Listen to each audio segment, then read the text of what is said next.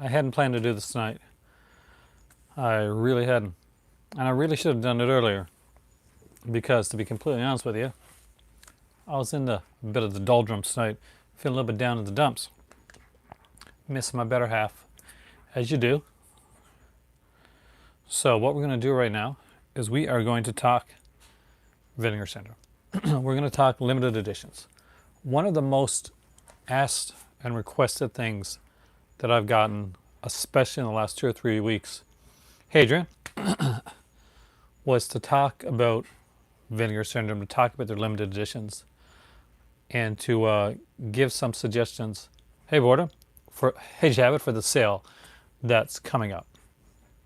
Is anybody that, good evening Mark, is anybody that collects films, physical media knows there are two big times for, hey, and that evening. There's the Criterion sale, which I will be talking about later on this week. And there's the Vinegar Syndrome halfway to Black Friday sale. These are literally the ones that everybody gets, everybody that collects gets excited for, that they save their pennies for, that they look around for. I went from like 9 people to 1 person. Is that a correct count? Is there only 1 person in here? Did you all leave me? Vinegar Syndrome sale. You haven't been with Vinegar Syndrome sale, Borden? It usually has at least 50% off. There will be titles that will be revealed during the sale. Strange, came up mine like weird. They're trying to get me again. There'll be 2 titles. Hey Michelle, welcome. We're talking Vincent tonight. And hey Mary. So hope you guys like Vincent. We're talking Vincent. There'll be 2 titles that we don't know.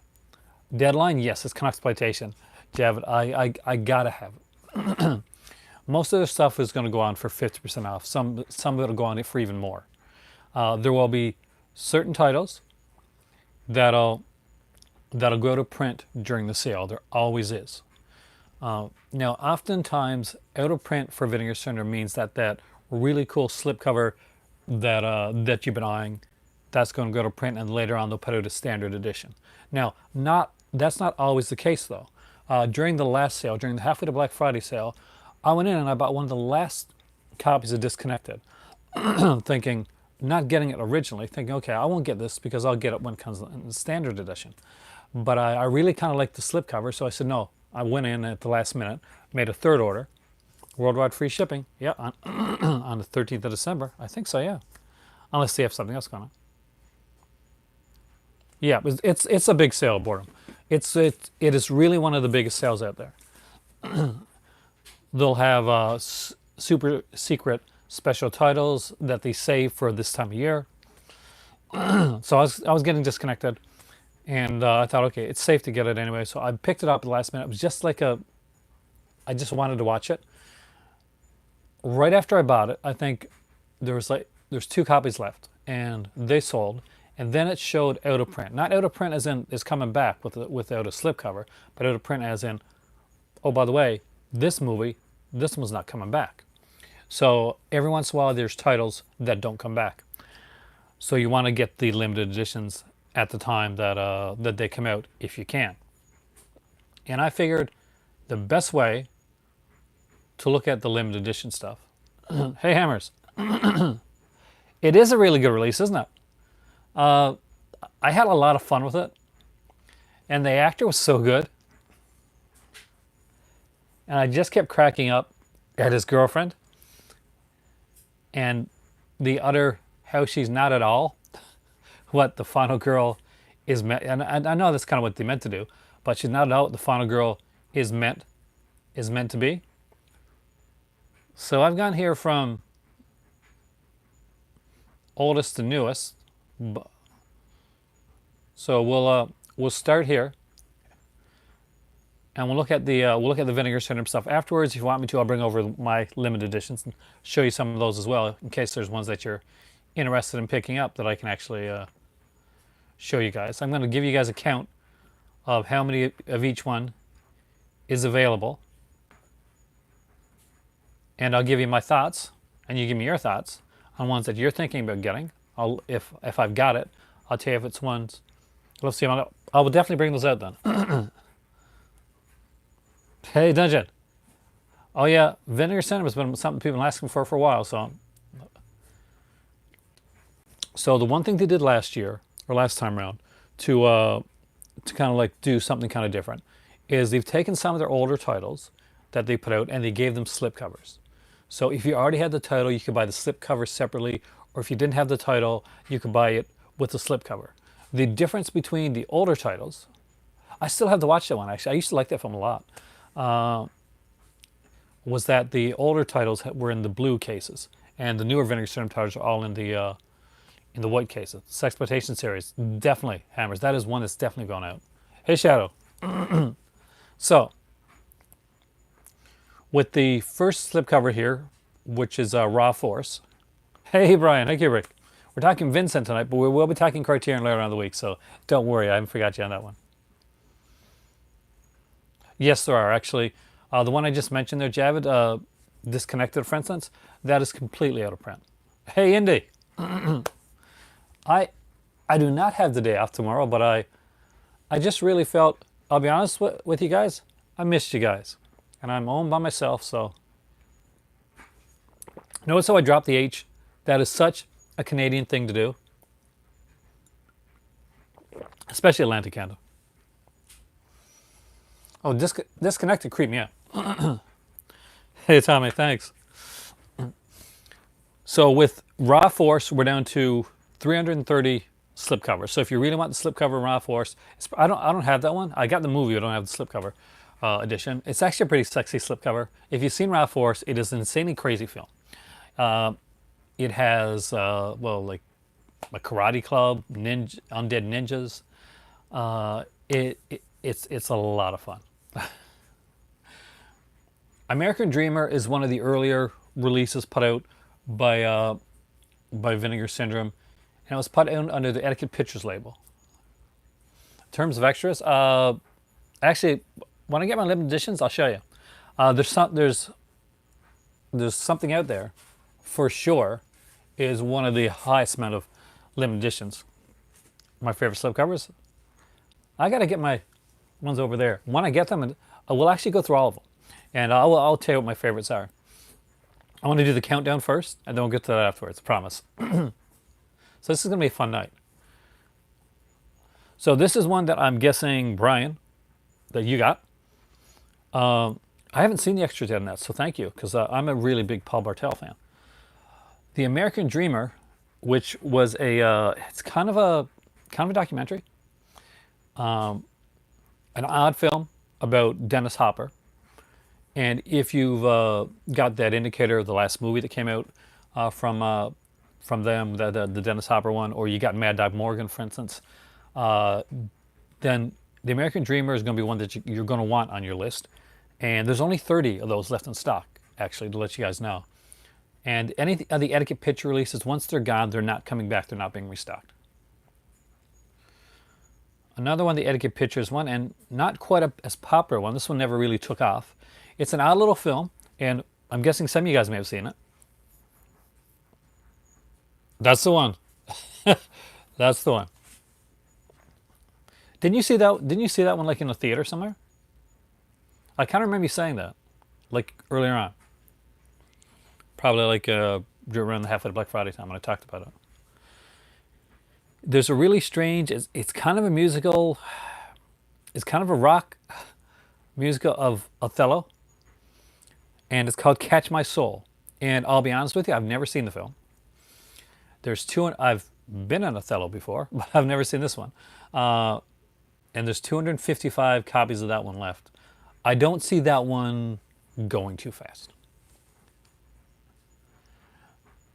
One of my least favorite Vinegar Synonyms that I ever picked up was a movie called Demonoid. A lot of people love it, but you got it? But I really haven't gotten into it. Maybe I need to watch it again, I'm not sure. But they put out like a slipcover for Demonoid, and that edition, basically, there's over 500 left of those. So I'm guessing Demonoid didn't do as well when it came to the slipcover stuff. Hey, Rich. Now here's the one I keep telling you about. I know some of you guys bought it during the last sale. I want to know what you thought of it. And that is the Pete Carpenter double feature, Blood Mania and Point of Terror. Now, this one is really cool. Actually, Boredom, it has been hinted, like strongly hinted, that they will be making a slipcover for Christmas Evil. That's what I've heard. It's still only in the rumor stage. Liquid Sky, I think, yeah, the regular edition is in print, but the limited edition with the slipcover was one of those that went really, really fast. But remember, for the Liquid Sky one, you're only going to miss the slipcover. It's a great film. I do have to pick it up myself. And it's one that I really, really enjoy. But Blood Mania, Point of Terror. No, Christmas Evil may come off like a TV movie where it's older and maybe it seems a little bit tamer as compared to nowadays. That is true, Jesse. Nobody's as big a fan as Pete Carpenter as Pete Carpenter is. But not only does this have Pete Carpenter, we have Diane Thorne in these films here. Maria Diargan. It's Leslie Sims. And of course, Pete Carpenter in the lead role, getting all the ladies, because that's what Pete Carpenter does. That one is down to 251, and I'm not gonna lie, I would recommend it. Do you guys want me to go get my limited editions right now, and do this part afterwards? Because I just gotta walk over there.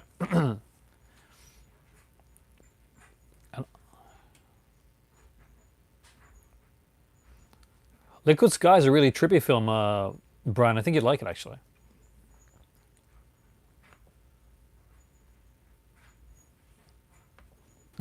Get the limited editions.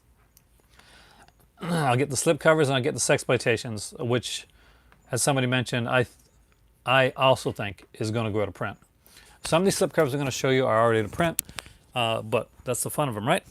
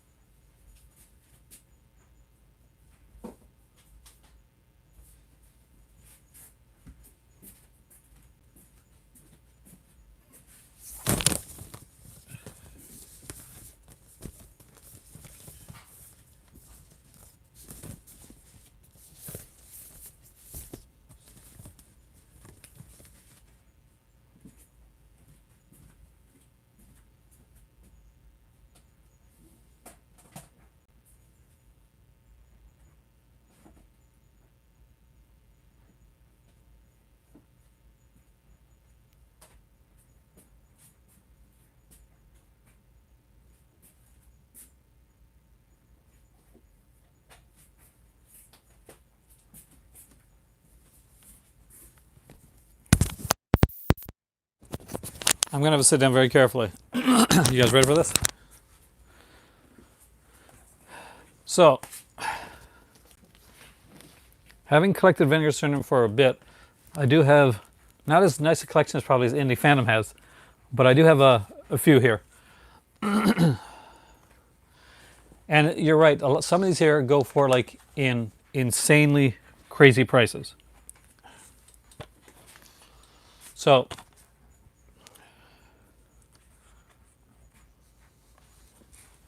I can see that. I like the Japanese dubs, like personally, but I can actually see somebody being very, very disappointed if they grew up watching them on TV and it was like those, you kind of the dubs. It hits you in the feel spot where where it's something that you're that's familiar in your childhood. All right, this is the one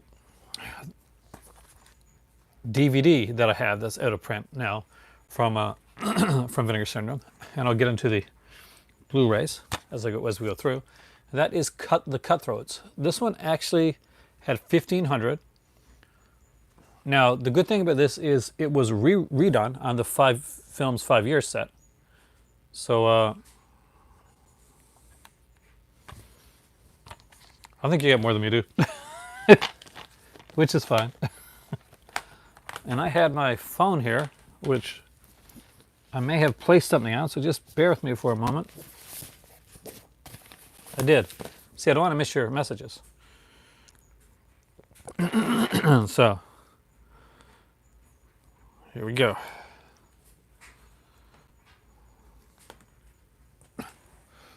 So where do we start? Let's start with the Sexploitation first. We'll work our way back through to the slipcovers, all the different editions, stuff like that. You can see some of these are obviously in a print.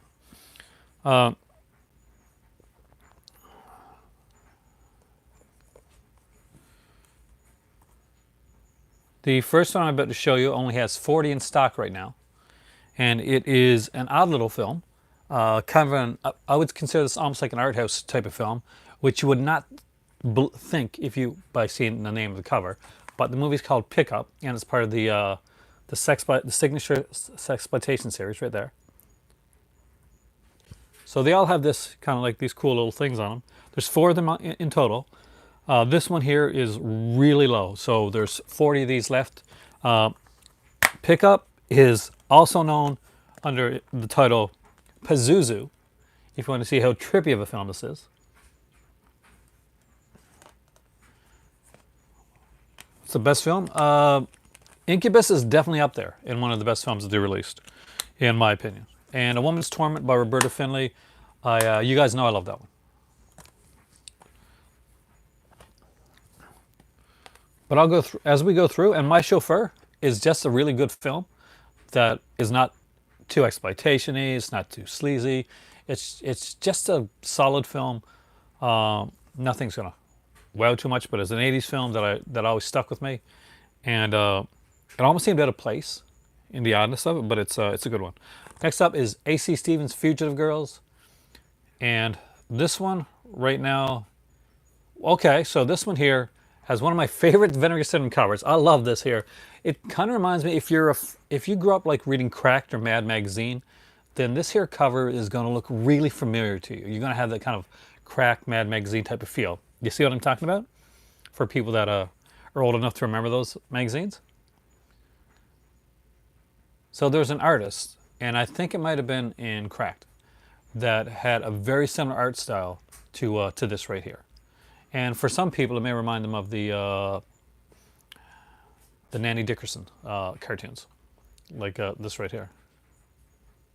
I haven't seen Dakota yet, but that's what I'm interested in. I don't know Dakota. That's what intrigues me about it. I love the fact that they. So doesn't that give you that kind of that cool type of look to it? So just so you know, this one right here, this is one of the signature Sexploitation series. There's 12 left. So when I say there's 12 left, I don't mean there's 12 left, there's more coming in stock. No, there is 12 left. Oh, Crazy. I love Crazy. I used to have do you remember the Crazy one that had like the record inside of it? Like you could actually play in a record player. This one here, Indie, this has 12 titles left. Right now, there's 12 of these left. The first Sexploitation one, I think, I gotta check. I think it was probably Seeds and Vapors from Andy Milligan. This one is number 4. And Pickup was number 2, I think, was number 2. Oh, you mean a Sexploitation film altogether? Well, Peeping Tom wouldn't be Sexploitation, I don't think. Peeping Tom is more of like a thriller.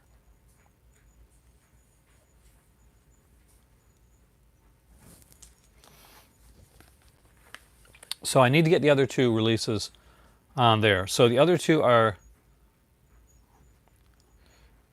Seeds Vapors double feature, which I'm pretty sure is number 1, which is an Andy Milligan film.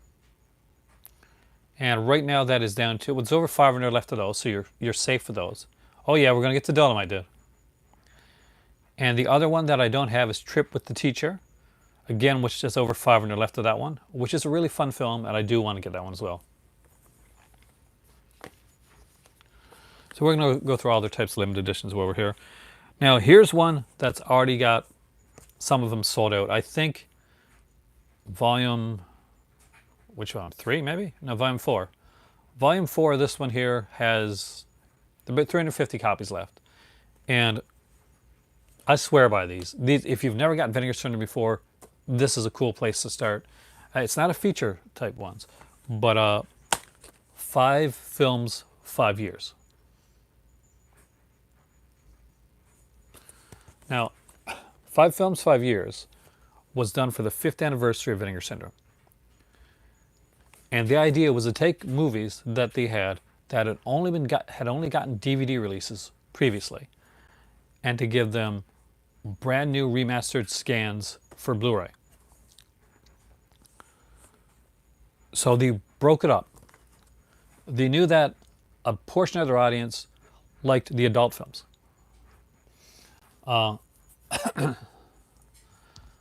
And there's another portion of the audience that were hardcore going into the horror, like action type of films. So they said they wanted to please both, and they wanted to like really give, say, their erotica side. That was part of their first films. That's part of what got them here, and their other films are the. Oh yeah, see, I'm okay with the lack of features because honestly, there are DVDs for a lot of these titles, and the DVDs, if you really, really want to deep dive into them, the DVDs are super cheap, and you can probably buy and get the features that way. But they took this to do. So this was the first one here, called The Golden Age of Erotica, and this is Volume 1. Now this is a really, really good one, and out of the 2 erotica volumes, this is probably by far the best. The other one is good as well, but for people that like that, I'm actually thinking about it because of the director behind it. This has Too Naughty to Say No, which has Suze Randall in it, and of course directed by Suze Randall, but Ginger Lynn, Bunny Blue. Hot and Saucy Pizza Girls. I know you're thinking that sounds like really kind of weird and cheesy and stuff like that, but even if you're not a huge fan of that style of film, I do think that Hot and Saucy Pizza Girls actually is a well-done film. I think Bob Chin did it, didn't he? Yeah, Bob Chin. Because it works along the same way like a lot of those comedies work, like Porky's and stuff like that. Next was Ribbled Tales of Canterbury, which of course has Hypatia Lee.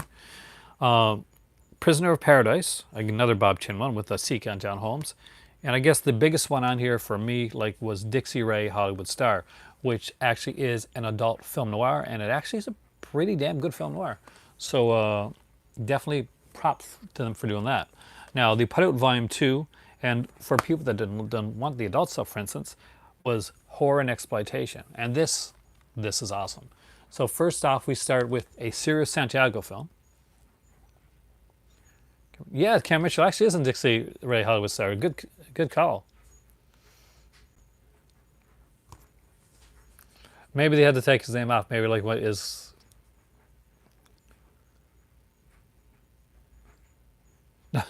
Chopping Mall was a film that I love, and I almost bought the rights to at one point early on when it was in the VHS days. It was one of those that got into like a rights type of like fog, and I looked at buying it.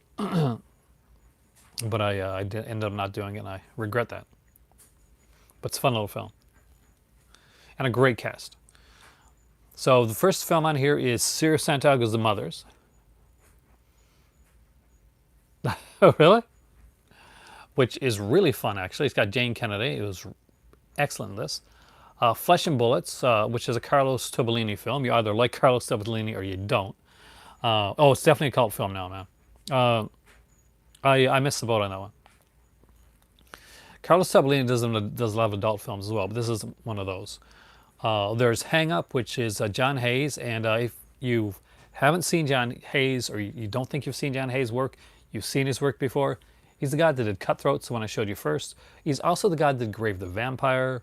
He put out a film on the second American Horror Project set, which a lot of people tout as one of their favorites. So John Hayes is a director that you don't know that you know. It happens. Like, that's the way I think about it. If it was meant for me to have it, dude, I would have got it. I try not to like think about the past, but Dungeon of Harrow, which actually is an odd little one, and Murder on the Emerald Sea, which is to date I think the only completed film. No, it's okay, dude. By Alan Ormsby. Now, if that name sounds familiar, that's because he worked a lot with Bob Clark, and because he was the original director on the movie Popcorn, but he got fired along with the lead actress, and they hired another director and another lead actress to come in and shoot the film. I don't know if I think I've seen one of those films. I don't think I've seen the other. So after those two were put out, it was rumored that they were going to put out a couple more, and they so did that. They put out 2 more volumes of it, and with volume 3, you got the second Golden Age of Erotica stuff. Oh, Red Rose of Passion, thank you. Because Striptease is not one, then, is it? Thank you. I missed that. I messed that up. So thank you for that.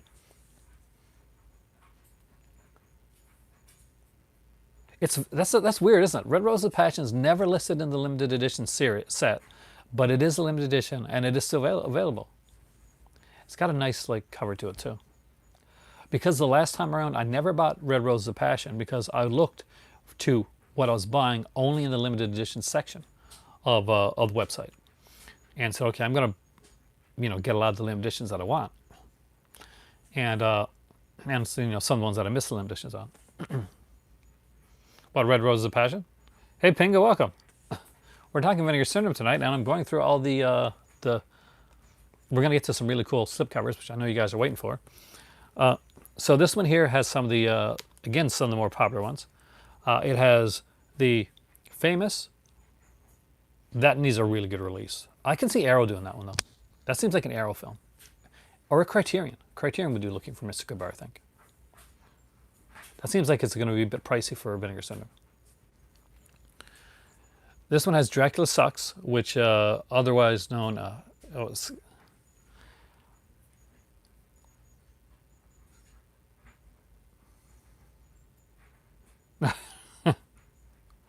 I actually don't know. I'll check that out later, though. Corporate Assets, which is much more of an adult film than I had originally thought it was going to be. The thing that you should probably know is when I buy some of the films that have more of the adult content, I do tend to want to buy ones that have a story. I don't buy, if there's no story there. Kino would definitely put that out. Good call. Then I usually pass on it. Because I don't buy them for the actress or anything like that. I do want something that's an actual story to it. Corporate Assets is okay, but it's a little bit kind of lower on that. Vixens of Kung Fu is actually kind of funny. Tropica Desire is Bob Chin. Bob Chin's always solid. And Baby Rosemary is John Hayes again. So John Hayes doing an adult film because he worked both sides of the fence.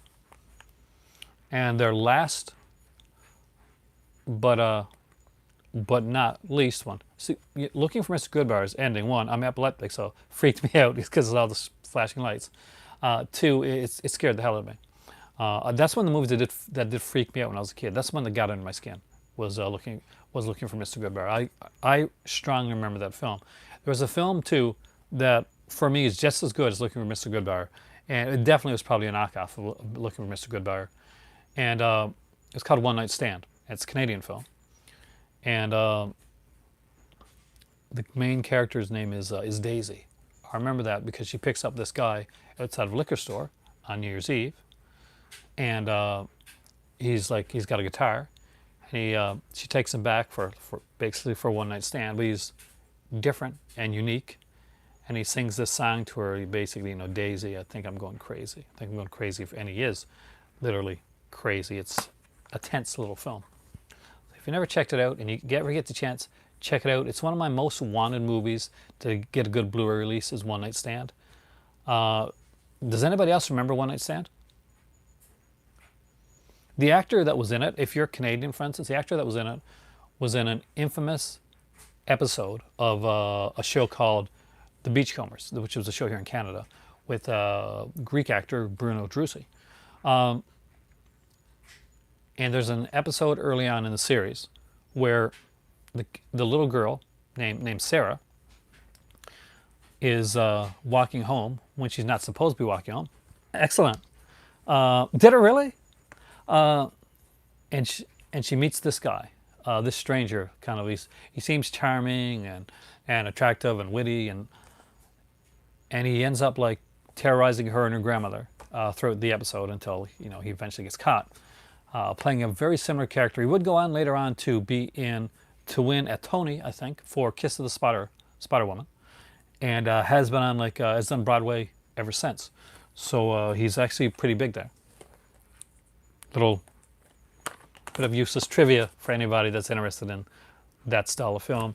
I would recommend checking out One Night Stand. Actually, it's a very good film, but it's very hard to come by now. All right, before we get into the regular limited editions, let's talk about the limited editions that recently came out, because 2 more of these are coming for this sale in oh, it was really good. There's 2 I always remember, Indy.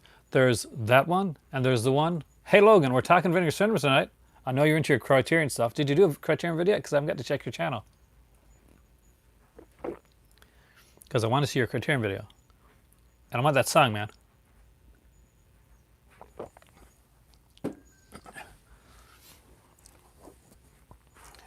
We just talked about a movie called One Night Stand, which I recommend checking out if you can find it.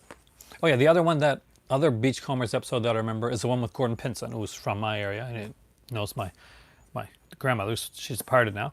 Unfortunately, I miss her. But he acted in a couple episodes actually of Beachcombers, where he was this kind of like this spirit type character, this kind of like supernatural character.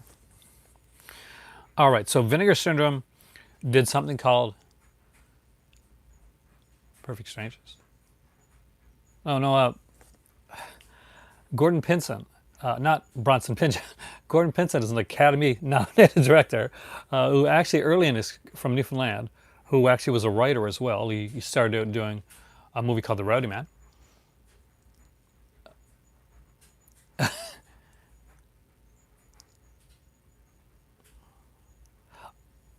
I'm not sure, actually. That's a good question, Pinga. Does anybody remember if you were last time around?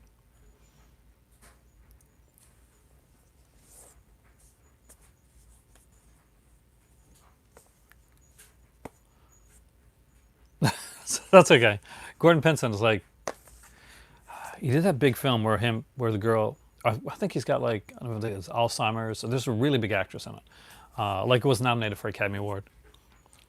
So this year, Vinegar Syndrome announced something called a VSA. They kept saying VSA and VSA. Nobody knew what VSA meant. They kept dropping hints to it. They just let the words kind of slip out there. Eventually, we found that VSA was a new series that they would have going on. And but it would come erratically. We wouldn't be getting VSA titles every month, or every 2 months, or even every 4 months. We'd be getting VSA titles randomly. We got them on the last sale, I think, and we'll be getting 2 new VSA titles on the new sale. So what's a VSA title? For a person that hasn't bought a Vinegar Syndrome or hasn't bought a VSA title before, this is what a VSA title is. This is Savage Harbor, otherwise known as Death Feud. And as you can see, it's got a slip case of sorts, but it's meant... Dude, you got to get the anvil set. It looks awesome. Hey, Cropsy, man, welcome. Vinegar Syndrome has been in existence now for around 6 to, I think it's going on the 7th year coming up. I do have some of the drive-in and Picaramas, which I can show you afterwards if you want me to. I just have to be careful. Like, no, they're good with their things. They don't put anything like raunchy on there. They're really good about that, actually. If you get like a shameless release, you got to be very careful about showing it on camera, because there's like nudity on the back of everything. Vinegar Syndrome have legit adult films, and they make sure to not put the nudity on the backs of the films, and I appreciate that, because although I'm an adult and I do have like my nieces, nephews that can come in, and I don't want them to see that type of stuff. There are 2 VSAs so far, Javad. This is the first one right here, and just to give you an idea how the VSA works is it's done like a VHS slip box. When it opens up, and this is the real cool part, guys. So it'll have the alternate artwork. But one of the biggest things it'll have is it will have a large double-sided poster with every VSA release. VSA releases are hand numbered, as opposed to just have a number there. They are legitimately hand numbered. And you always have, and this here, by the way, is a, it is so meant to look like Nighthawks, dude. You know it is, because, you know, it's Frank Stallone, you know, coasting on his brother's kind of like fame. You gotta, they had to do that. The producers had to do that. This is not Nighthawks. It's a fun film, though. And as you can see, there will be a limited edition. This is 2,500 of each, and it is, for now, because obviously these are moving to another area. Sometime in the future, hopefully, I'm going to keep in the cases. Well, now once I get get these to Morocco, I will be taking some out and I'll be framing them, and that I actually suggested like putting it somewhere else, and my better half, because she's awesome, said, you know, she said no, like I said, because her sister was doing up her room or her condo, and it was look really cool and like fancy and very adult. And we're like, you know, we can do that. You know, I don't have to put out my stuff. And you know, and she says, no, we are geeks. We own that we are geeks. So our place will have geek stuff. That's us. And that I totally fell in love with her again when she said that. So this is VSA number 1. VSA number 2 is one that some people love. I'm actually thinking about it, because although I do have the Twilight Time edition of the Blob, the out of print one, there's a lot of features on that Blob release, and it looks really good. Is this one right here, Evil Town. Now, Evil Town is actually related to another Scream Factory release.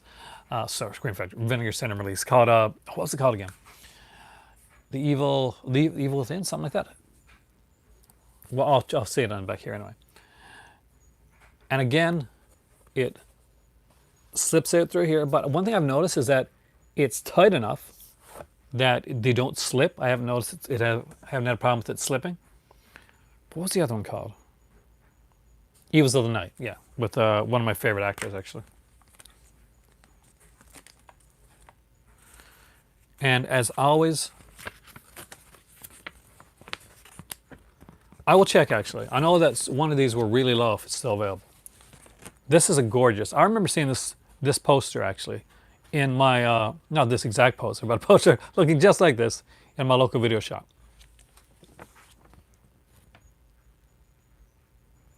Well, these two aren't random. They seem random at first because they're so different, but both of these films are actually done by the same director. So I'm guessing they went together with, thank you, Amber. So this one here is sold out, which is a shame, because I'm not going to lie. This is a fun film. It's cheesy, obviously, but look at the cover.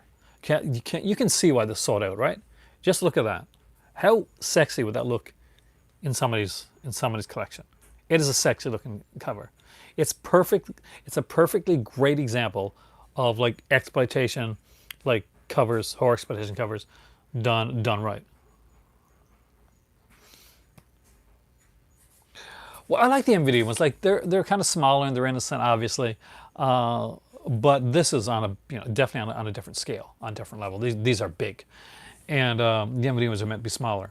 So you guys ready for the slip covers now? So some of these earlier ones are definitely going to be able to print. When I like first, so I'm pretty sure, and you guys can correct me if I'm wrong on this, but this here is the first slip cover, I think, that Vinegar Syndrome put out. And it is for an excellent little Joe Spinell film, and that is The Undertaker. Now this,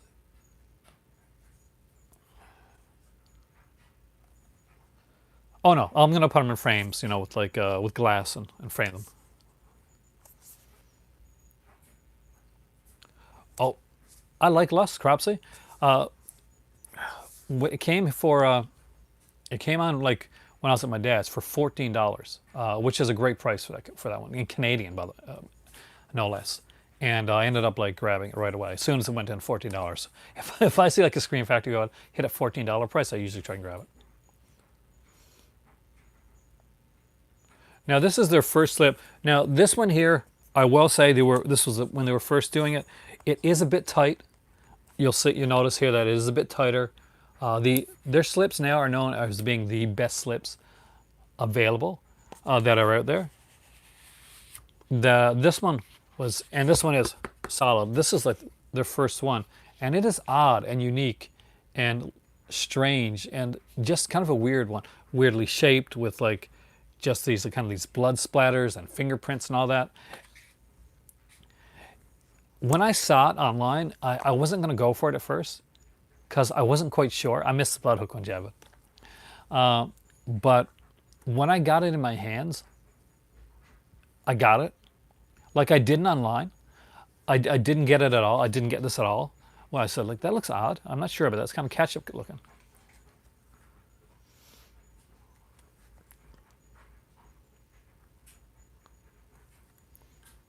Oh, no. Nobody notifies me. I wish, because if somebody notified me, that would mean somebody would send me movies or send me a t-shirt or something like that. And this poor YouTuber gets none of that. If Vinegar Syndrome knows I exist, that's fantastic. Usually it's probably through an Instagram picture that I put up there. Though, not to toot my own horn, but I do think that I have gotten Vinegar Syndrome a few sales over the years. Oh, welcome, Tracy. Well, we still got a lot of limited editions to go through, which wasn't going to be the initial part of this one, but everybody wanted to see the limited edition stuff, so we're going to go with that first. This is the Undertaker with outside the case. Now this is the case right here. This is a really good film. If you like Maniac, I think you're really going to like this one. It's a really well done one. It's and you want to know like what has some good features. I thought about that early on, Cropsy. I live in Canada, and sometimes shipping for companies like is and you usually you'll notice if somebody comes on here and they review movies and they've got review discs, either they're from the US or they're associated with a website. And although I have, I guess my Patreon page is not exactly, a movie review website. So if I was to spend the time and like start writing up reviews and making a web page, I probably could get like some review copies. But I'm down in the trenches with you guys. I love that one, Alan, actually. That's a favorite of mine. And I will show you that one. That's the thing. But Cool Duder's in Los Angeles. That's like a Wet Movie 1, right? They were friends, or I think they're friends, right? I would, Javid, they could send me a couple of t-shirts and I'd be happy. Have friends that have gotten review copies from Vinegar Syndrome.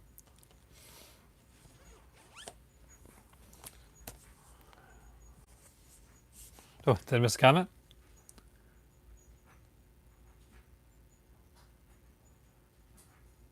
Oh, wow.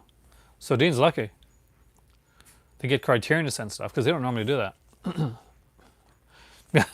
Yeah, I'm not in that league.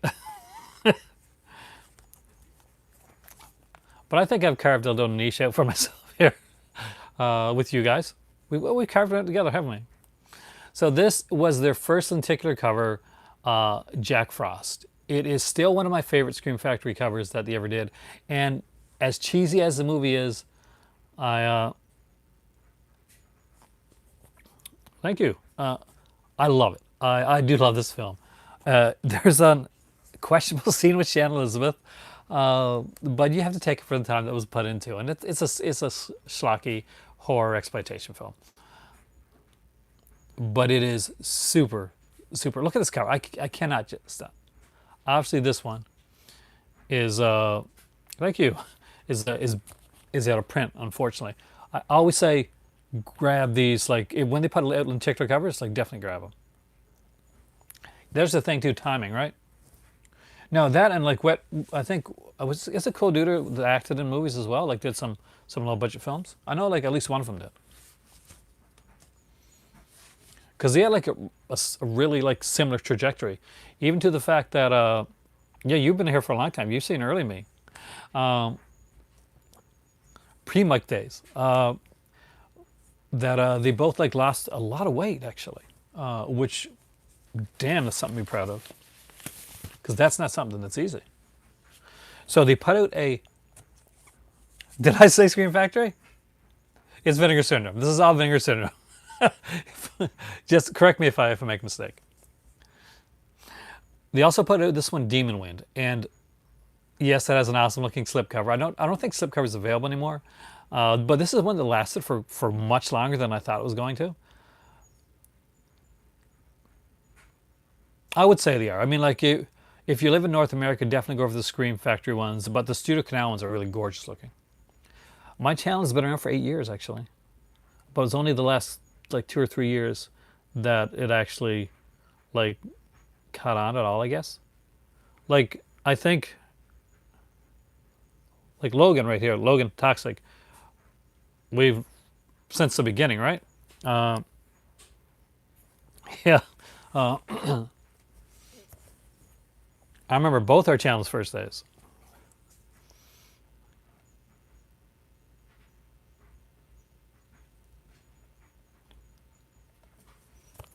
So this here,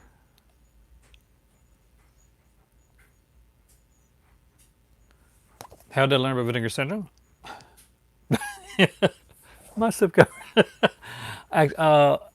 It's actually I'm a fan of like Z grade stuff. You hate it? I thought it was really fun. Give it another chance. But one year, and Logan will probably remember this actually.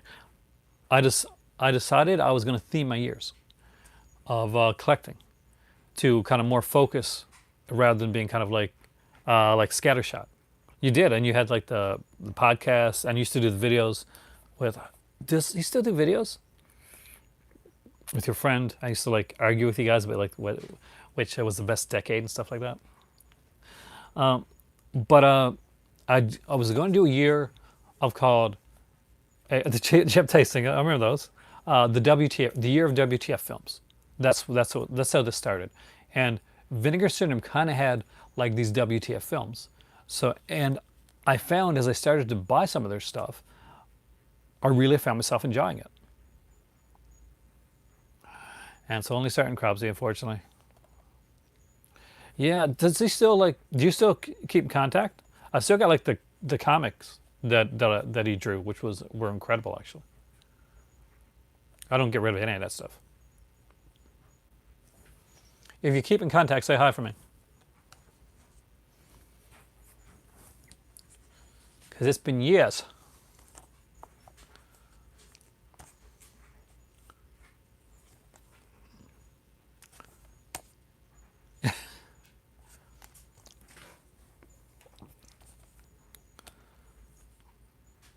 And this one is bloody brilliant.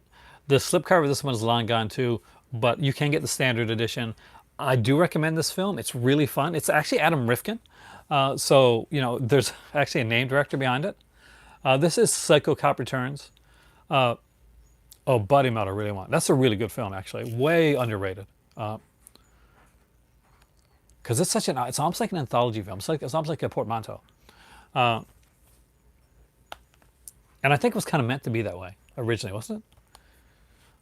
But it's rumored that eventually they're looking at doing, what's my favorite slipcover? The ones we've seen so far, I love Demon Wind. Jack Frost hits this spot for me, like this early spot of really enjoying it. The VSAs are really, really nice. I always recommend those. But this is a great film. This is probably the best film so far out of the, well, Undertaker's really good too, but this is I would call this a pretty quality film. It's a humorous slasher, and it's Adam Rifkin, so the humor's it's well done. Now this is one that I missed out on, and this is going to tell you the type of company the Vinegar Syndrome is. So this is Sweet Sugar.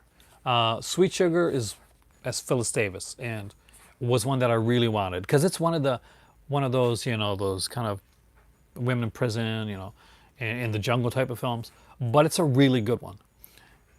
Now, when they put this out, they put out this one, and they put out I think it was red something, red mob or something like that. Um, no, Evil Town's limited because it's a VSA. That's a very special edition. They're called Vinegar Cinema Archives, and they always limit those to only 2,500. They do actually. Us, they've grown to like some of my tastes, and they've grown up with a lot of the stuff. Obviously, it is actually kind of reminiscent. I guess Planet Terror may have taken stuff from this, but because that is like the original look of the cover is right there. See, but this one sold out immediately, like pretty much right away. Vinegar Syndrome looked at how they had sold, and they noticed that people were putting 3 and 4 copies in their cart, so they were scalpers. And Vinegar Syndrome's a company that sells stuff, so they could have been like some certain other companies and said, "Okay, we don't care, it's sold." All right. Vinegar Syndrome didn't do that. Vinegar Syndrome said, "Okay, you can have 1, I think, or 2 copies of the film, but no more than that, because we want to have as many people have a chance to get the film as possible." Oh no, I don't think I'm even close having all the limited editions. I got a nice few, but I don't have all of them. There's definitely a few I missed out on. Bloodhook, for instance, is one of those. So they took it out. They took them. They said they refunded them the money and said, "Okay, here we're putting these back in stock because it's not right for somebody to have like 4 copies of one film. Obviously, they're getting it for a certain reason. They risk not selling them to play fair. I think that's pretty cool. And because of that, I was able to pick up Sweet Sugar. And today, this is still one of the ones that I go back and I watch, probably more so than some of the other ones. It's actually a really good film. Now, you want to see what one of the better looking slipcovers were. For, I like that. For Vinegar Syndrome. This is what I would consider one of the most underrated slipcovers. The most underrated, I'm going to show you in a second. This is one of the most underrated slipcovers. So simple, but just look at that. So the lipstick is glossy. My most watched Vinegar Syndrome release is probably. I'll get to that. I will. There's a couple actually.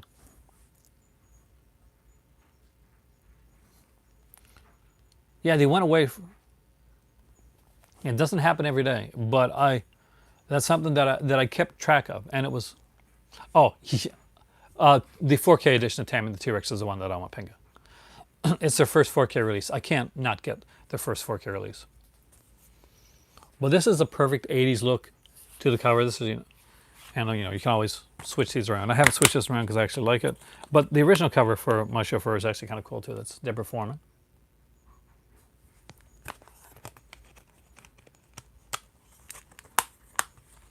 It's a great slipcover. Swimming pool. Swimming pool is the horror movie? Or am I thinking of something else? I'm thinking of the pool. I do use the online checklist, which is really neat, guys. You can go to the Vinegar Syndrome website, and you can use an online checklist there to let to basically say what you got and what you want. Hey, Cinematech, welcome. We're doing Vinegar Syndrome tonight. This one,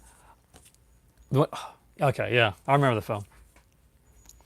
I like that film actually a lot. This is super cheesy.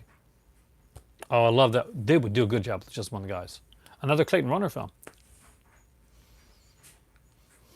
I hope so. I'm really hoping that people pick up the 4K release. I'm actually, hey Jerry, welcome.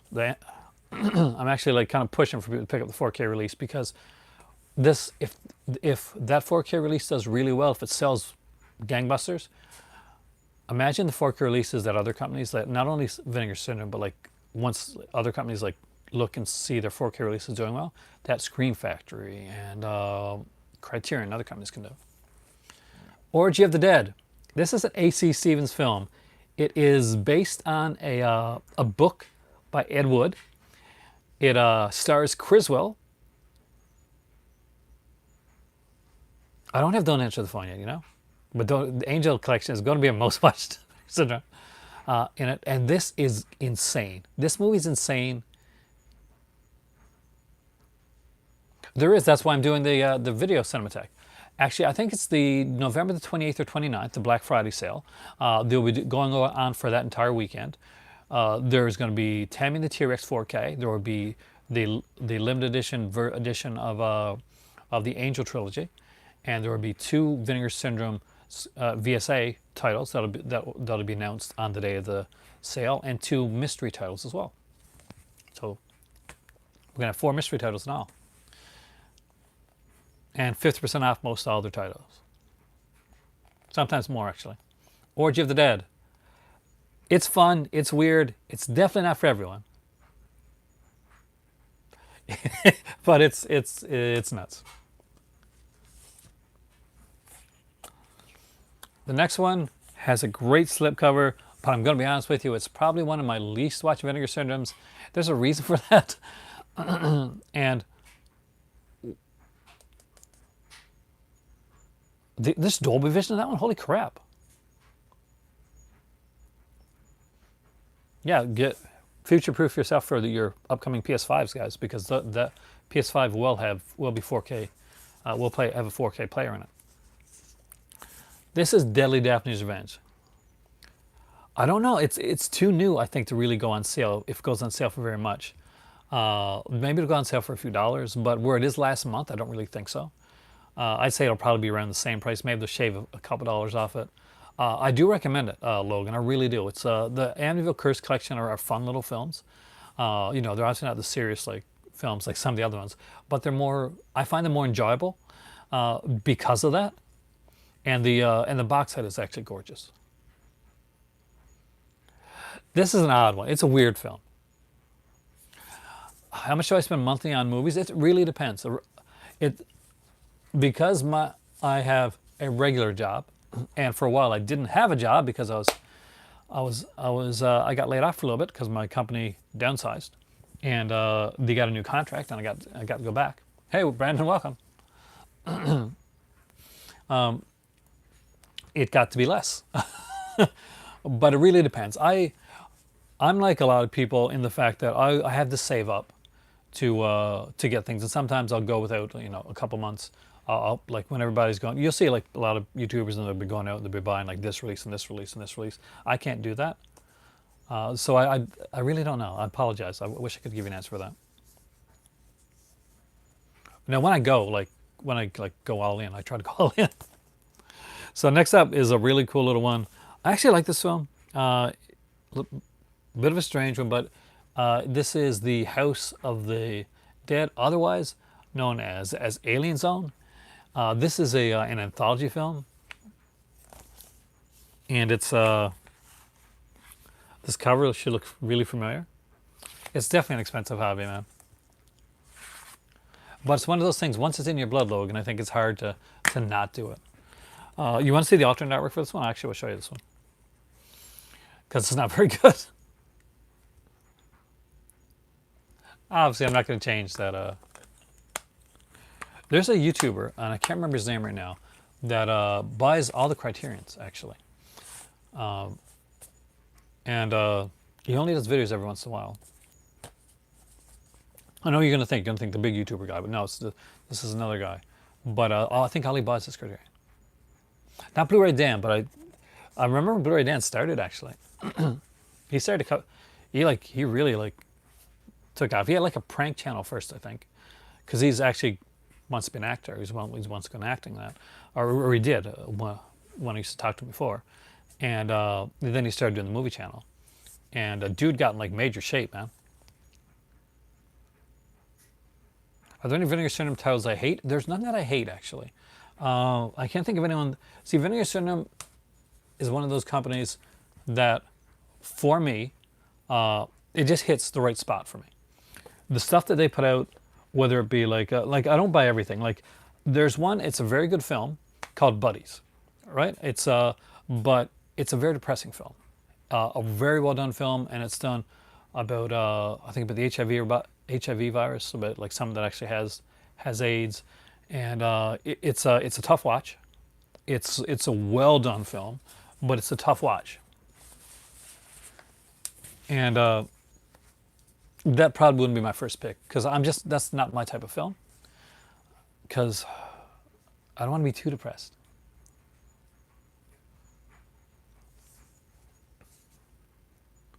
Did it really? I like Satan Slaves actually.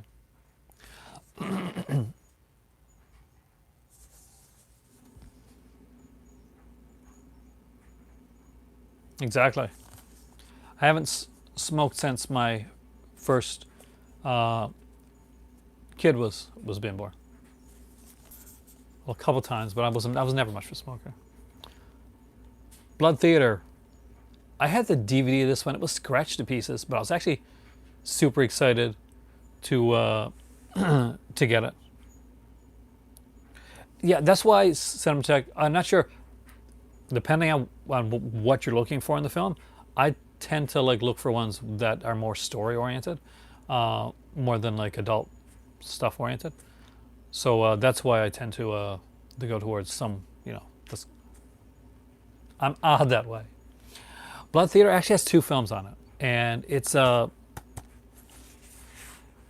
second film that was even more intriguing than the first one, called The Visitants, and it's a little odd little sci-fi film. So this is the guy that did Hobgoblins. I'm definitely getting the Angel set. They're actually really good. I actually love the Angel films. I've been wanting them for ages. It's been on my list right up there with like, Alone in the Dark and Fade to Black for movies, and Night Eyes series and Body Chemistry series for films that I wanted. I would say the first one is kind of a thriller, a dramatic type thriller. Second one's more kind of like an action type of film, and the third one's more action exploitation as well. So they're all exploitation, but it helps that, especially within the first two films, they have really good actors, like really solid actors in the films. Dude, you got to give them another chance. Those are excellent.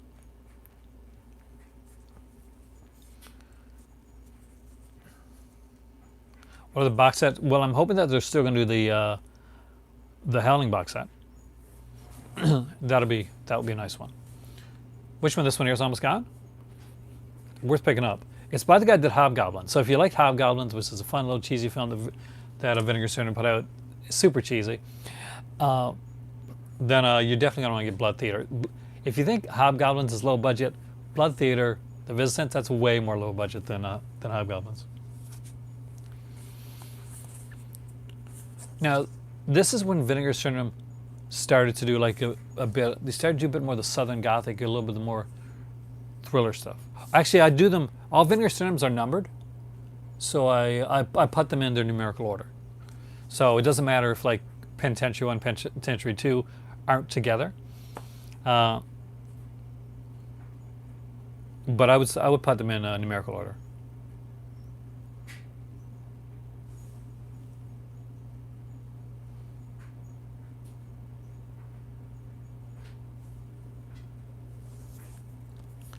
But this is Dear to Delilah. It's a slower one. It's less exploitation than it looks, and it's definitely more of a kind of a little like Southern Gothic style thriller.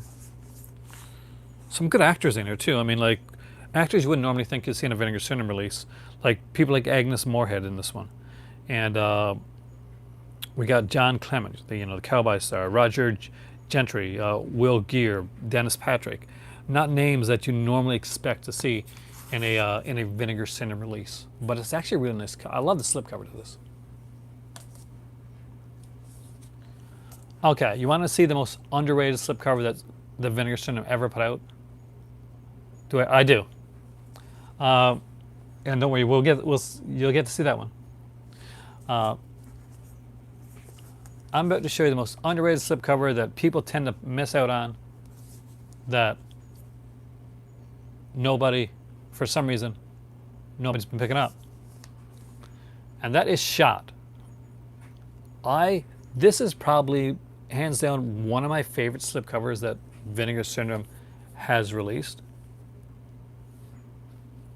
as a movie fan and as a like a an indie comic fan, like Harvey Pekar and Robert Crumb and guys like that. This is an utterly gorgeous cover. The slip is amazing, and for some reason it's been falling under the radar of Criterion would never take a chance on a cover like this, to be totally honest with you. I do primarily agree with Frank Henlotter in that, by far and large, Criterion doesn't tend to take too much chances with their covers, though I do love a lot of their work.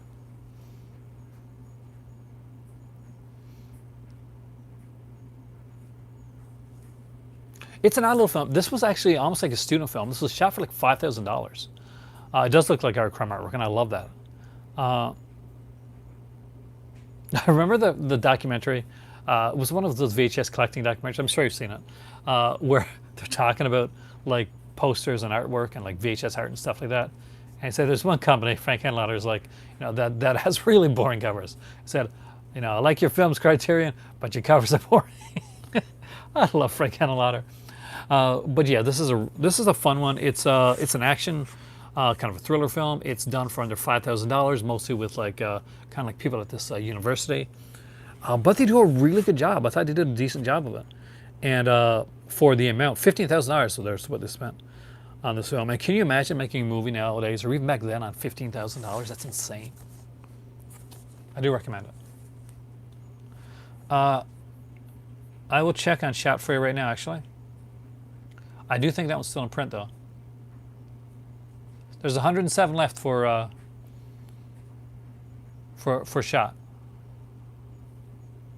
So it's one of the ones where I would 100% recommend, yeah, grab that slipcover, because it is a good-looking slipcover, and it's and like a person that has a coffee table book on their coffee table. A lot of the early covers, though, and some of the other covers, like Zadichi and Godzilla, that's different. That's the limited edition stuff. But might I show you things like Purple Noon and Ministry of Fear and those as well? Death by Temptation. This is a James Bond III, right? James Bond III, not as in the guy, the filmmaker. Oh, crops! Have a great night there, and hopefully you'll check out the rest of this later on. Death by Temptation is a fun little one. This was the least one that I wanted in last year's Halloween pack. It actually is way better than I expected, and it does have Kadeem Hardison from a different world. So you'll know my age by the fact that I reference different world, and actually do know the theme song. Next up is one that actually did surprise me. I wanted this one, but I didn't think the cover looked very good when I first saw it. The slipcover, thought the cover looked kind of different. I'll definitely do an indicator live stream, Pinga, for sure. I don't have any newer indicator. Well, I'll do one on the box sets. There is the one coming out in December, which is the Hammer one, which I am getting. Because as you know, I'm collecting all the Hammer box sets from Indicator. And I strongly, if you collect Hammer at all and you don't have the Indicator box sets, something to get on. If you got the bones to do it, definitely pick them up. So this is a Killing Kind. I'm just going to show this one from far off right now. So when you look at it on the website, it just looks like a dude holding a rat type of thing. And as you get to look at it a little bit closer, and you start to see the artwork and all the stuff that's inside there, and how well it's drawn, and like just the complexity of it, you realize how well it's done. And then you see the back, and it has this like really, really fantastically drawn art. Hey Mug, welcome. You're late tonight, but we still got a few more to go through, so if you guys are okay with that. But this isn't just any film. This is a Southern Gothic. It's a great little thriller.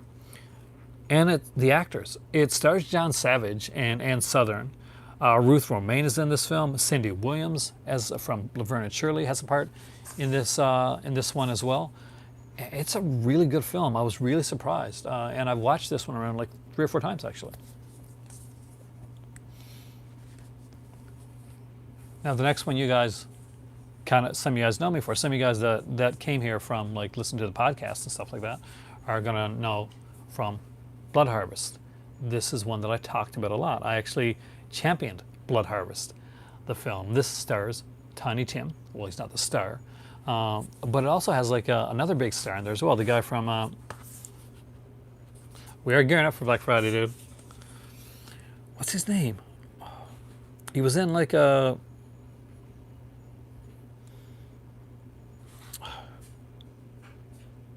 Peter Krause, yeah, he was the star of 6 Feet Under. So Peter Krause from 6 Feet Under is in this one, and this one's insane. I love this film. One of the really cool things about it is not cool. I'm not sure it's cool or not. That's okay, dude. I actually really love this film. The girl she goes home to see her family, and they're disappeared, and like she's kind of curious about that. She wonders about it, but the killer, the mysterious killer. You really hate this one? Come on, Tiny Tim does a great job in this one. Mysterious killer keeps chloroforming her. He did, see, and it's hilarious. Peter Krause actually gets killed. The spoiler alert, and he gets a good death too, actually. I think I got a couple of them upstairs too. But I actually do. I will go to the wall for Blood Harvest. It was one of those that really stands out to me.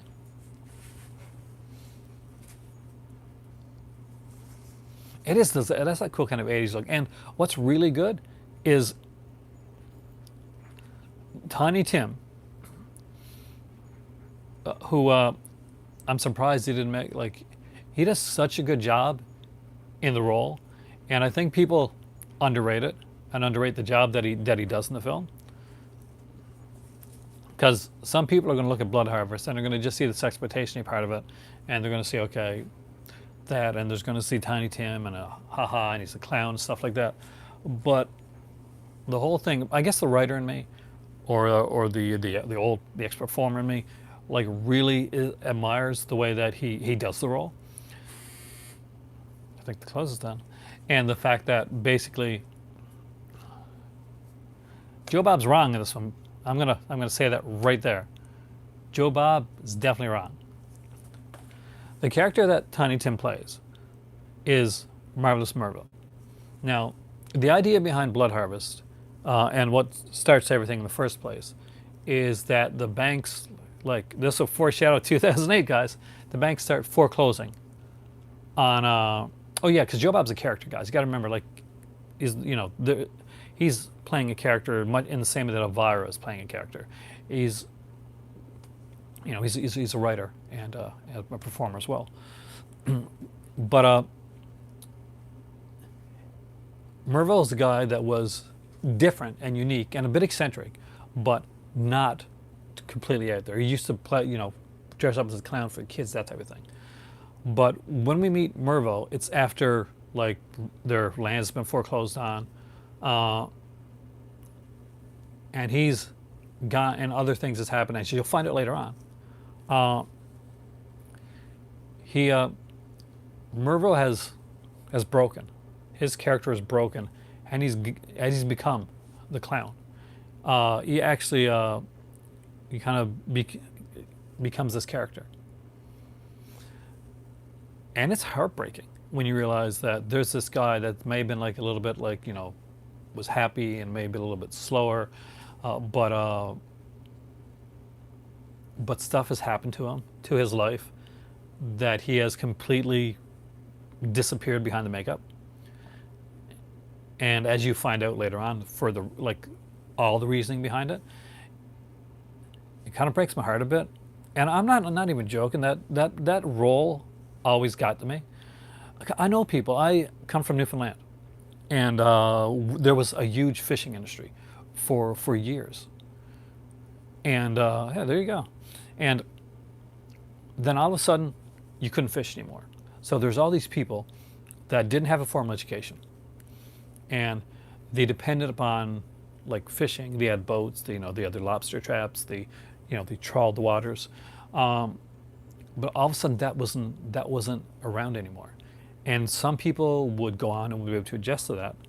And other people wouldn't so much. That you would see them and they were lost and they were broken.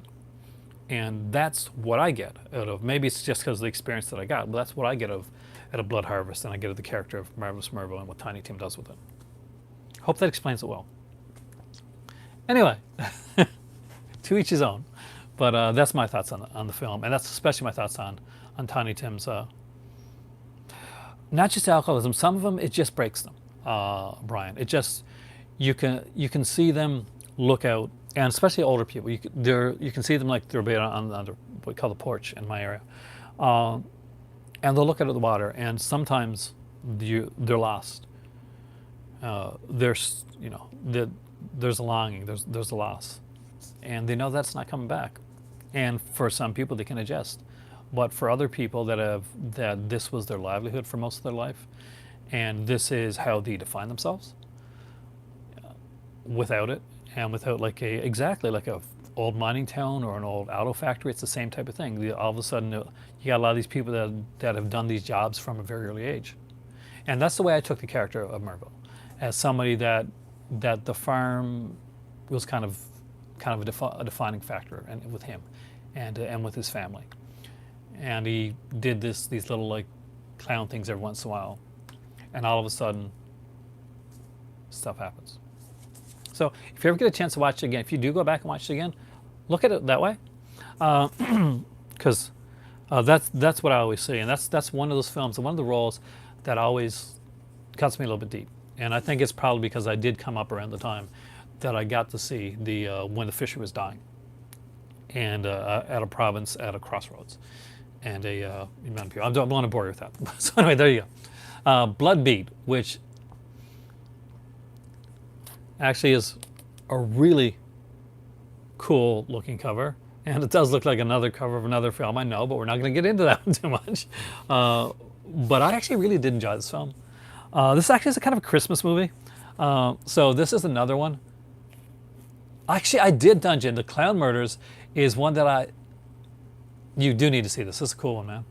Kind of a ghost samurai possession type of film.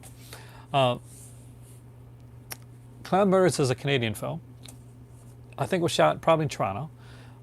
It has the late John Candy in it. And it has one of the scariest scenes I've ever seen in film. It used to come on CBC, which is a Canadian Broadcasting Corporation. It was a big channel here in Canada. Every year. Usually around twice a year. Usually around Halloween time. And they show like Louis Jourdain's Dracula as well. But basically, there's this guy, and he's getting married. He's just got married, and there's this really obnoxious, like he's kind of really he's rich, and the guys kind of think he thinks a lot of himself. He's really obnoxious. So they planned to do like I'll definitely do an unboxing for my Black Friday haul, and it'll be live as always. I'm not quite sure how big it'll be, but it won't be as big as my last unboxing, I don't think, because that one was was massive. But basically, what was I saying?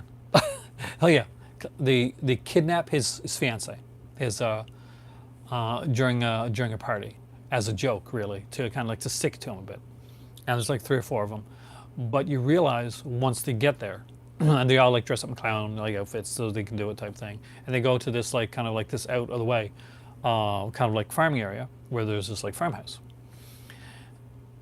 You realize that a couple of them one in particular as a much bigger axe to grind, and he's taking this abduction way more seriously than the rest of them are.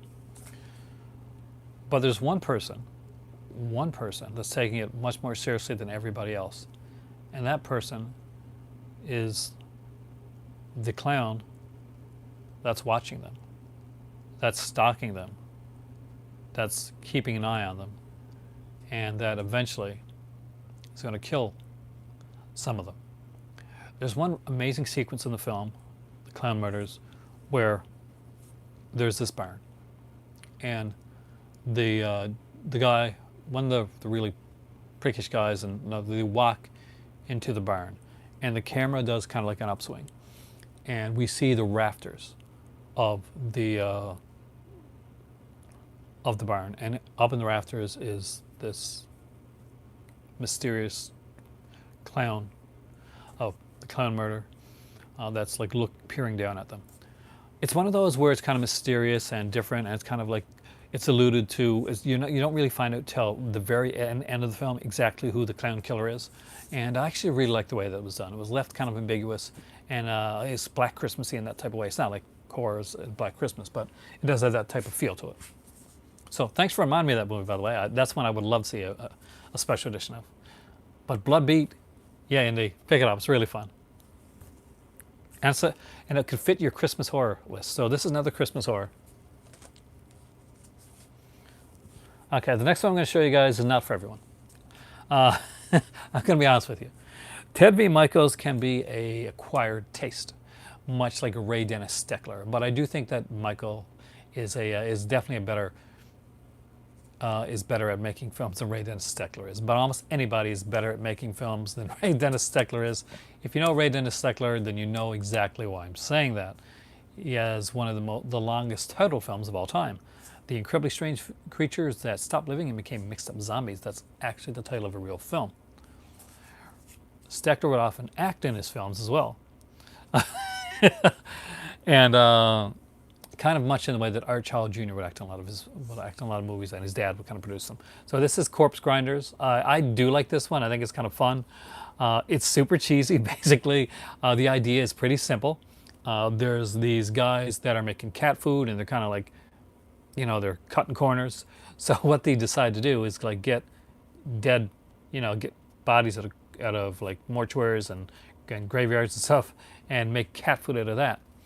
Unfortunately, that has the unexpected thing of making cats suddenly have the taste of human blood. The guy you're talking about, actually, and I showed a couple of his movies there, is A.C. Stevens. He did Orgy of the Dead, and he did the other one that I have there as well, which is what's it called? It's Fugitive Girls. So that's A.C. Stevens. So you're not far off. Ed did act in Glenn and Glenda, but actually, if you get Fugitive Girls, guys, you're going to see Ed in two roles, because he plays a gas station attendant, and I think he plays another role in the film as well. So you get to see them in those, and of course, he did the later films that he acted in, and I think those were maybe by A.C. Stevens as well, like Take It Out and Trade, and those were put up by AGFA, by the way. This is the one that I'm talking about. This is the one that's out of print. Of course, some of these, slip covers are out of print, and some of the releases are out of print. This entire release is out of print. This is one, yeah, Fugitive Girls is A.C. Stevens, the same guy that did Orgy of the Dead. And Fugitive Girls will have like Ed Wood actually acting in the film. He's an older Ed Wood, but you're going to recognize him. This freaked me out. This is super low budget, and I didn't like all the acting choices in the film, but the ending of the film just gave me the heebie-jeebies. And I really love the features on this one.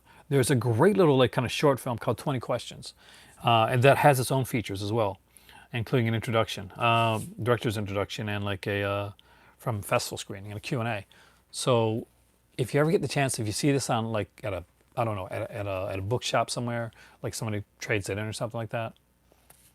I know, I did, and you were right, by the way. He is in that scene, but I didn't pick up on it, so that was a good eye, man. Originally, I actually don't own Cycles in Love. I did like Cycles in Love, but I liked Disconnected more. I haven't seen Cycles in Love in years, so maybe it's not fair. Very tragic, unfortunately. He was having an argument with his better half, or I guess his better half, and he drank a lot, and he had issues.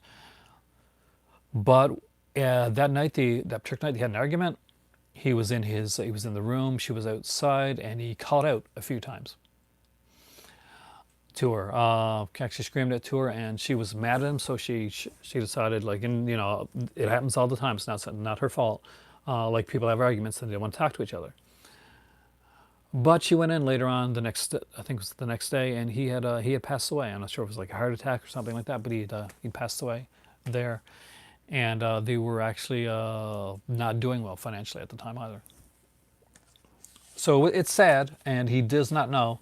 He did not get to know that he was how much people would love the stuff that he did. I did probably tell you, but that's okay. I don't mind telling it.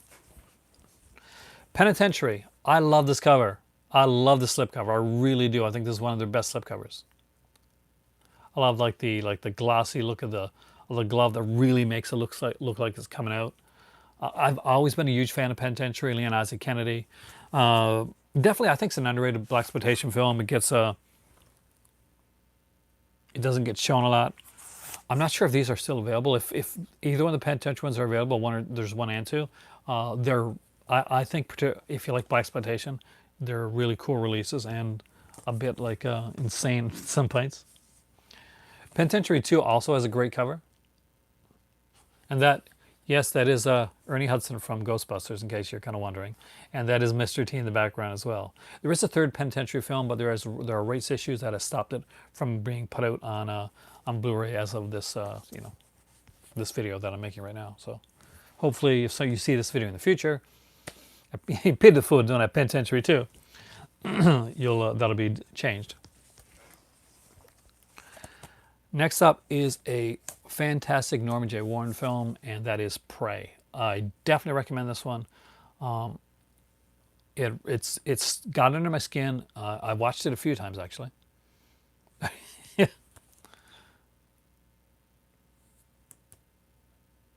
Two cells of slip. Shadow knows the stuff. He's already ahead of me on this one. I started with Shadow because I got my computer down with that. Teaching from Mind Your Language, exactly, yeah. Which you talked about. This is a really good film. Sexploitation. You know I can't pass up a good Sexploitation. And Sudden Fury is a really good Sexploitation film. It's a bit of a thriller, a bit of a slow burn. Some people consider it like, it's almost like TV movie type thing. But here's the thing, not every movie has to have a crap ton of nudity or blood coming out of everywhere. Hitchcock didn't do that, and neither does this film right here. It's Canadian Hitchcock, and it is Sudden Fury. It's actually a very fun film, and I do enjoy it. This is my least favorite. I got to see that, actually. I like the Soska Sisters. This is my least favorite of the Norman J. Warrens. It's not a bad film. Like, don't get me wrong, it's not a bad film. It just really didn't resonate with me the way that others have, and that is Terror. I love the slipcover to Terror. It's actually a fantastic looking slipcover, and I do enjoy the film, but it didn't stick with me the way that, like, say, even Bloody New Year. I like Bloody New Year a lot. If you really, really like Blaxploitation, then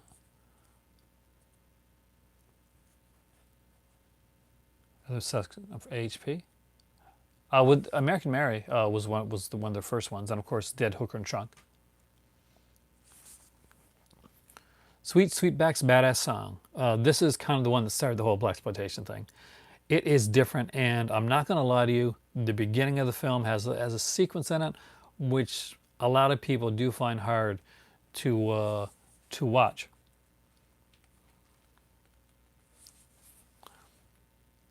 But I actually really enjoy this film. Next up is one that I thought I was going to be the only person to be excited about, but other people actually enjoyed it too. Oh yeah, actually, me and my better half, we watched it on New Year's, or was it New Year's Eve, and we did a 2-part review of it. So if anybody wants to check that out, it's one of my least viewed videos, and it's one of the videos that I'm most proud of. Dolomite's not limited edition. They didn't have slipcovers, but I'll show you those after. Pets. I just really, really enjoy this film. And this is one I watched a lot. Now let's get to some newer stuff. Well, not all newer. Incubus. If you wanted to see one of the best movies that was ever put out by Vinegar Syndrome, I'm holding it in my hands right now. Incubus is not only a well done film and an extremely well acted film with a great cast, with an amazing cast of actors, including John Cassavetes and John Garfield. It also has some extremely good. You have it on Laserdisc? That's cool. It has some extremely good camera work in here. So if you're a movie fan, like behind the scenes type movie fan, look at the way some of the camera angles are shot in this film. There's some particularly like really, really good angles, and there's one like done kind of like beneath the door, which I really like. So definitely, if you're a movie fan or you're a movie lover, this is one to check out. These are newer, and they're already like taking big places in my heart. Unmasked Part 25. This is one worth watching. It's a fun film. This could be a silly little Friday the 13th satire knockoff. They could have went in the way that a lot of the silly films did, but they don't. They actually make it pretty smart. You got a character not named Jason, but obviously not named Jackson instead, who's apparently there's a series of films called Hand of Fear, which much are like Friday the 13th. They're a series of slasher films, but he's actually the legit guy that they're based on, and he's coming upon a point in his life where he's going through an existential crisis, and he's feeling, I don't want to kill anymore. I don't want to do it. He wants to do something else with his life, and watch the movie. It's a really good one. I don't have the uninvited slip. I do have the uninvited though. Berserker, way better than I thought. I actually really like this one. It's cheesy. There's some bad acting in it. I love the ending, and there's some really good acting in it as well. There's like two like veteran actors in this film, because Groff is in this, and oh god, I always forget his name. George Buck Flowers is in this as well. He's incredible. This is fun. It's sort of. It has a tie to the Berserker Vikings, and we do kind of see a Berserker Viking in the film. It's left up in the air at the beginning of the film on whether it's a Berserker Viking spirit or if it's a bear. There's actually a famous bear in the movie, the bear from Gentleman Ben, I think. Not joking, it's the famous bear is in the film. He probably was the highest paid cast member. But it's a unique film, and it's different, and I really enjoyed it. I was really surprised. I didn't expect to like the movie at all. I thought it was going to be a bit of a trudge to get through. This one here, Beyond the Door 3, which is the one that I expected to like the most out of all these, was a decent film, and I did enjoy watching it. I think I'm going to enjoy watching it once I watch it again. But it was probably the slowest moving for me out of all the ones that are there.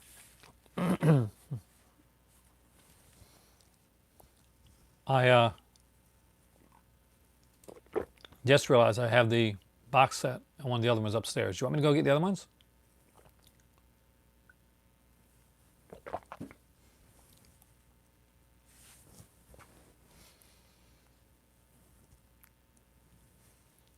Or should we go from here?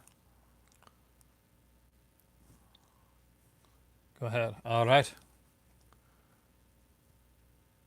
Slaughterhouse, the slipcover, by the way. It's later here too, actually. So it's 1 a.m. and I work tomorrow, but I don't work till 8, so it's okay. Slaughterhouse has only 12 slipcovers left if you're interested in that one, guys. I'll be right back.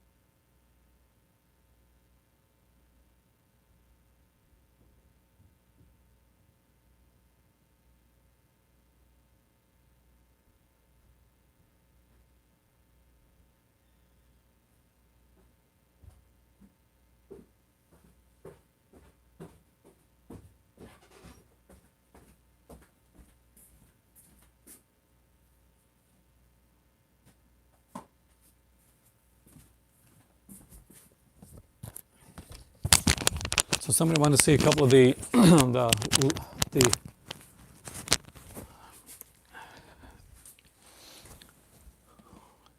it's so weird. Like the counter on my thing is totally, it's saying 1 and 2 people this entire time. So first I'll show you the box set for people that don't have it. I'm not sure if Logan's still here, if he had to go with his kid, but this is the Amityville box set.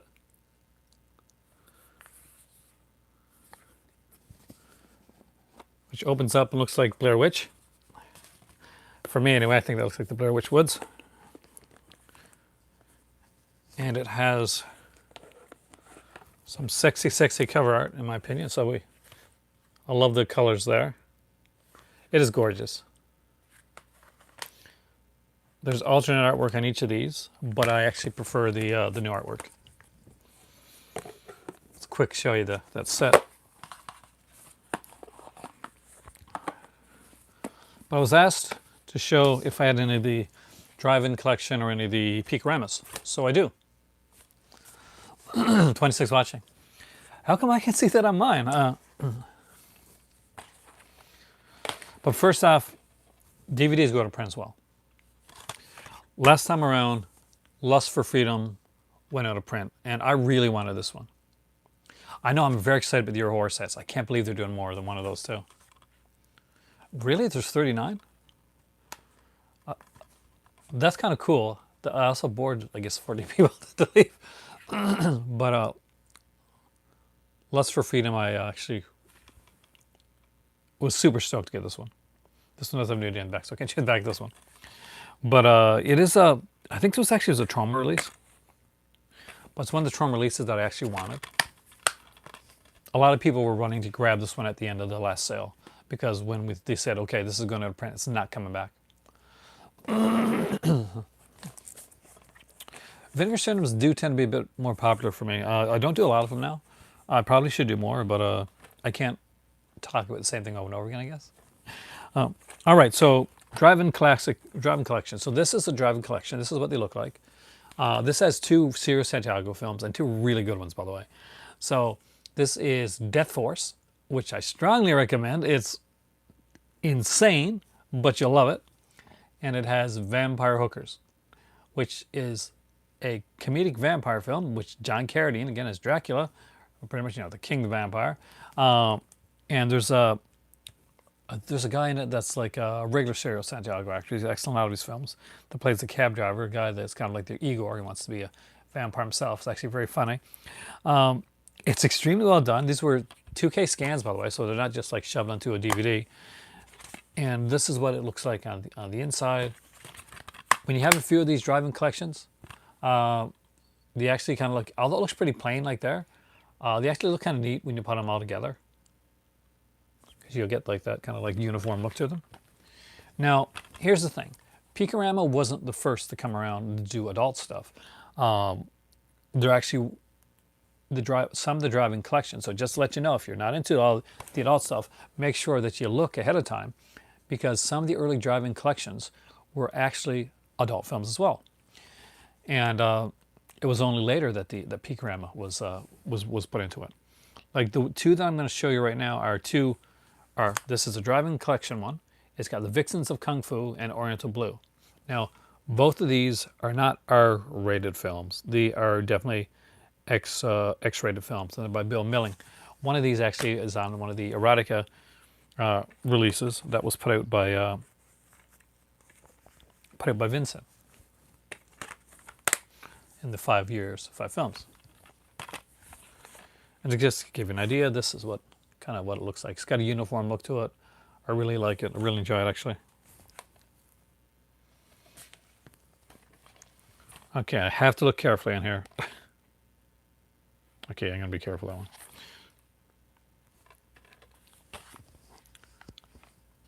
So this is a Peakorama. It has Tropic of Desire, which was on one of the 5 films, but also has Fantasy World, which isn't.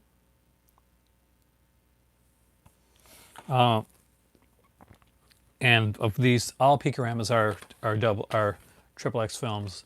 Not all of the driving collections are only actually a few of them are. And this is the Baby Rosemary and Hot Lunch. So I can share that one because just artwork on there. I can't overshoot it. Baby Rosemary is a really strange film, but I did enjoy it. John Hayes is. I always enjoy John Hayes' work.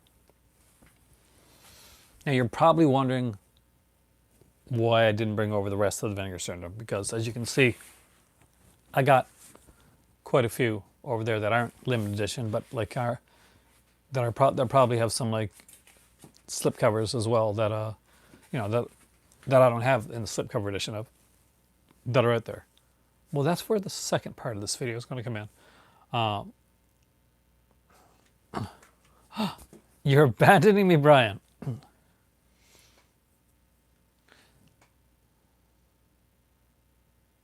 What's my badge? Yeah, that's a good question, actually.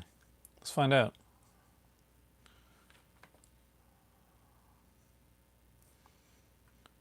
Gotta go to the checklist for that, don't I? Let's sign in first. That helps out.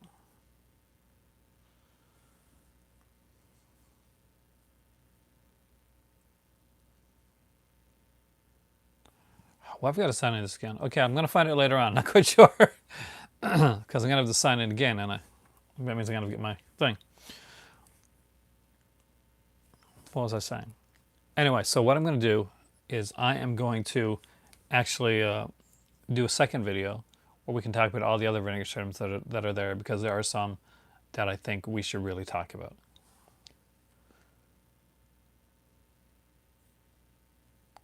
Now let's see how low some of these are in print. I don't know, actually. I got to sign in, which means I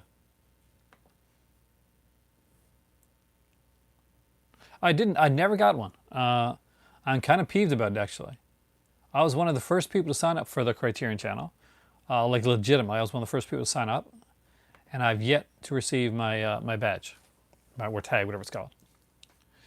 So Beware My Brethren, definitely one that I want to look into. It's a kind of religious cult type of film. I'm gonna have to contact them on that. And it's a cool one, and it's that one is down to 385 copies. Bloody New Year, which I do recommend. It's a really good Norman J. Warren film. I call it Norman J. Warren's The Shining. That one's down to 112. Splatter University, and you guys know I love Splatter University. That one is down to 394. Wacko, Wacko, it's okay. Is over 500. You're safe with Wacko. Party Line is still over 500. I recommend people pick up Party Line. I'm going to pick it up. I want them to do more of the erotic thriller films. If we don't buy the erotic thriller films, they're not going to make any more. And I think most of us really want to see them make more. Keep Wacko. Dominique is Dead. I actually really love that film. That one's has over 500 left in stock. In the Cold of the Night has 461. I really want that film. I'm a big Shannon Tweed fan, obviously.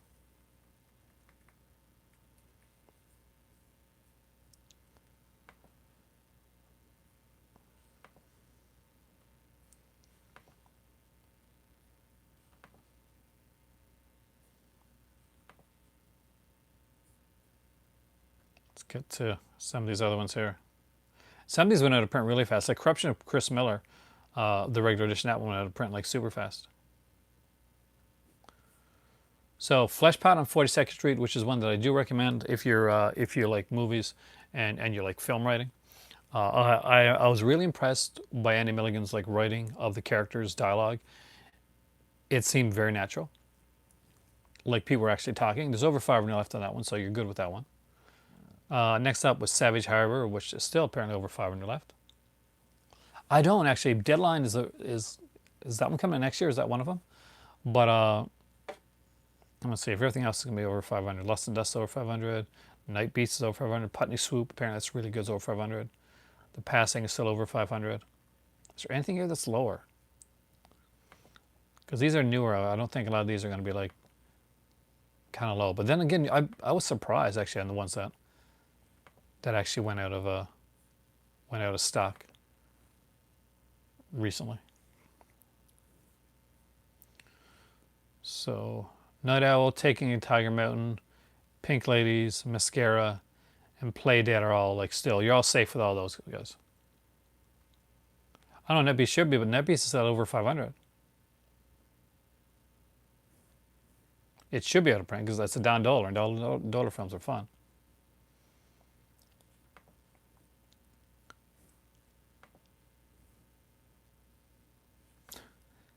I kind of want to get Let My Puppets Come because it's just such an odd title.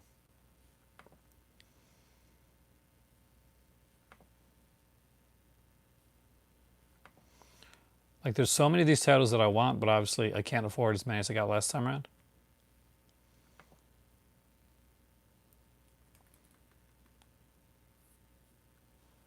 So Hellmaster, Non-Life of Let My Puppets, Decoder, Hell Comes to Frogtown, Pledge Night, Vineyard, Beyond Evil, and Sexa Sinistra are all over 500. So you're good with all these. That's the stupidest title of a movie. Well, probably the one that I mentioned earlier. The incredibly strange creatures that stopped living and became mixed up zombies. That's probably, and right next to that is probably Rat Fink and Boo Boo. Rat Fink and Boo Boo. That's another one. Actually, it's a horrible film. It has some decent music in it though.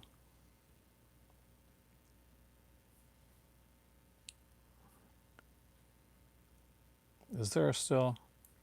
So there's still over 500 left in the Anvil collection. That's a shame. That really should be closer to being sorted out by now. I'm not even joking. I mean, like, they put such work into that one. That definitely needs to sell.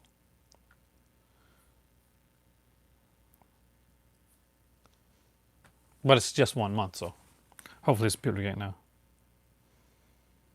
You want the Rebel Ferrer film?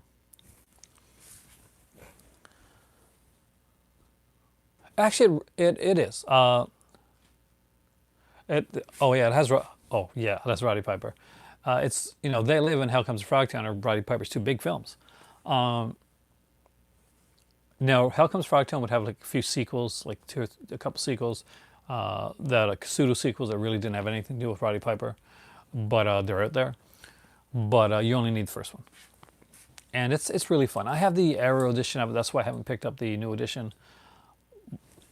I'm because there's so many Vinegar Sternums that I want, that I have to go and pick up the ones that I haven't got before I pick up the ones that I got like already, and I'm going to be doubling over in. But Hell Comes Frogtown is really, really fun, and I think you'd enjoy it. It's basically most men have become like that are still alive are sterile, and they cannot breed. So when they find like certain like men that aren't sterile, they're like breeders, and one of those men is a kind of a cool Roddy Piper who plays it pretty much like a Kurt Russell kind of Snake Plissken type of thing, with a lot of swag, a lot of swagger and cockiness to his character. There's like a mutant frog people, and it's just a really fun film. It's just a fun one to enjoy, and I enjoyed it. So, this has been one of my longest videos that I've done in a while because work. That being said, I can do another video of this. I do want to do a Criterion one next week, but I can continue this into a part 2 and go through the rest of my my Vinegar Syndrome titles. And I'm not sure what Percy's Progress is, so I'm not quite sure. And we'll do a second Vinegar Syndrome video, if you guys would like that. Or would you like me to stop it at this and go on to another topic? You vote for part 2? Because the one thing that I can say is that thank you. Is that I feel very comfortable talking about Vinegar Syndrome because it's a company that I honestly 100% love, and I love a lot of the output that they do. And for me, they're like one of the greats that are out there, and they're legit.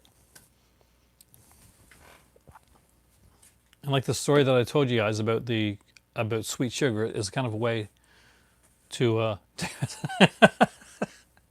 there's gonna be a few, Mug. And as we get closer, we'll talk about things as well. We'll talk about like we'll talk about the any hints that come out. Do you watch my streams at work? Nice. I had like, oh God, some people that used to listen to my streams actually. They'd basically do it like a podcast, and they'd like work out, and they'd listen to them when they work out. So I've gotten you through your work day. Hopefully I didn't make you go to sleep, Jeb, but hopefully you enjoyed it. But at 110 minutes, almost 2 hours long, and probably longer than most of the titles that Vinegar Syndrome put out.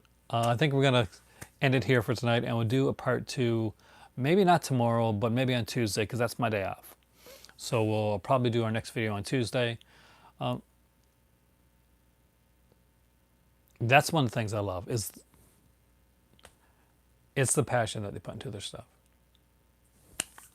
I am Aaron.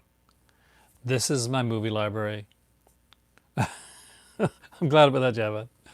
You guys are the movie club. You guys rock. You guys are awesome. Thank you so much for joining me tonight. I really was. I'm not joking. I was kind of down and I was kind of lonely. And you guys really helped pick me up. So thank you so much for that. Have a great evening. We'll see you guys probably on Tuesday, unless something comes in tomorrow or something like that. And or I find something. Oh, and there's a flea market starting here. Thank you. And next weekend.